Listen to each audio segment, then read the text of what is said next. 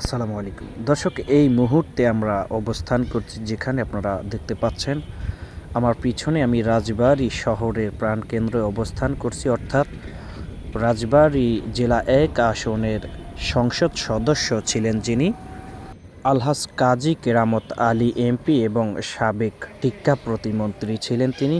অর্থাৎ তার বাড়ির যেই নমুনা আমরা আপনাদেরকে একটু দেখানোর চেষ্টা করছি, যেটি আপনারা দেখতে পাচ্ছেন দর্শক। গতকালকে ধ্বংসযজ্ঞ ছাত্র আন্দোলনে যে পুরো বাংলাদেশ কেঁপে গিয়েছিল, সেটি মূলত আমরা আপনাদেরকে দেখাতে চাচ্ছি। স্বৈরা শাসক দীর্ঘ ১৫ বছর রাজত্ব করেছেন এই বাংলাদেশ। শেখ হাসিনা তিনি কিন্তু পালিয়ে গিয়েছেন বাংলাদেশ থেকে, জীবন নিয়ে পালিয়েছেন যেটা বলা যায়। তো আমরা আজকে এসেছি রাজবাড়ী জেলা ১ আসনের সংসদ সদস্যর বাড়ি।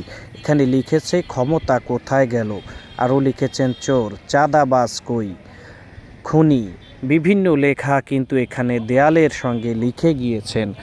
যারা আন্দোলনকারী ছিলেন ছাত্র এবং শিক্ষক, তাদের সঙ্গে ছিলেন সাধারণ অসংখ্য মানুষ যারা এই বিদ্রোহে একত্রতা পোষণ করেছেন ছাত্র আন্দোলনের সঙ্গে।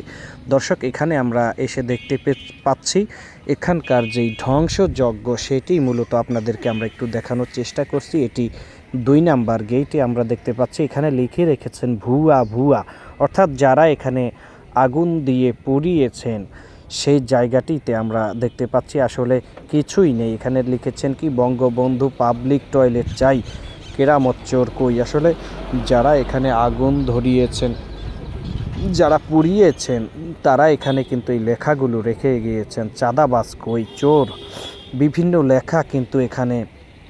ক্ষমতা গেল কোথায়, কোথায় গেল ক্ষমতা। দর্শক, এই বিভিন্ন লেখা এখানে আবার কি লিখেছেন, মেজো ভাই মাপ চাই, কিলার হাসিনা।